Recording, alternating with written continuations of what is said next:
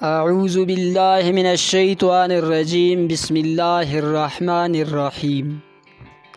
بیان کیا جاتا ہے کہ ایک عابد نے دیکھا کہ بنی اسرائیل کے کچھ لوگ ایک درخت کی پوجا کرتے ہیں۔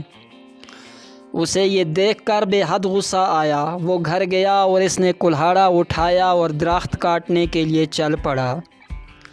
ابھی وہ کچھ دور ہی گیا تھا کہ شیطان انسانی صورت میں اس کے سامنے آیا اور کہنے لگا، بندہ خدا، تم یہ فضول کام کیوں کرنا چاہتے ہو؟ اس درخت کو کاٹنے سے تمہیں کیا فائدہ ملے گا؟ عابد کو اس کی بات سخت ناگوار گزری۔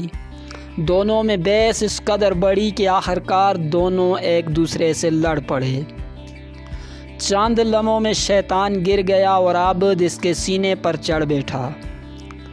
شیطان نے جب اپنی شکست دیکھی تو کہنے لگا، ہم دونوں آپس میں سمجھوتا بھی کر سکتے ہیں۔ تم اس درخت کو نہ کاٹو، اس کے بدلے میں وعدہ کرتا ہوں کہ روزانہ 2 دینار تمہیں دے دیا کروں گا، اور وہ دینار روزانہ تمہارے سرہانے کے نیچے مل جائیں گے۔ ان سے اپنی ضروریات پوری کرنا اور غریبوں کی مدد بھی کرنا۔ اس بات پر عابد راضی ہو گیا اور درخت کاٹے بغیر واپس آ گیا۔ 2 دن تک تو عابد کے سرہانے کے نیچے 2 دینار ملتے رہے، لیکن تیسرے دن سے یہ سلسلہ بند ہو گیا۔ عابد نے کچھ دیر انتظار کیا، پھر غصے میں کلہاڑا لے کر درخت کاٹنے کے لیے چل پڑا۔ راستے میں پھر شیطان کھڑا نظر آیا۔ شیطان نے پوچھا، کہاں جا رہے ہو؟ عابد نے کہا، درخت کاٹنے جا رہا ہوں۔ شیطان نے کہا، میں تمہیں ہرگز درخت نہیں کاٹنے دوں گا۔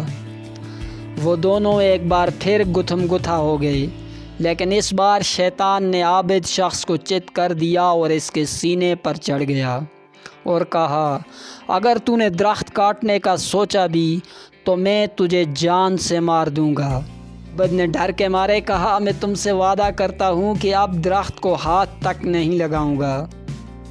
بس تم مجھ کو چھوڑ دو اور یہ بھی بتاؤ کہ پہلی بار تم ڈھیر ہو گئے تھے، مگر آج تم نے مجھے چت کیسے کر دیا؟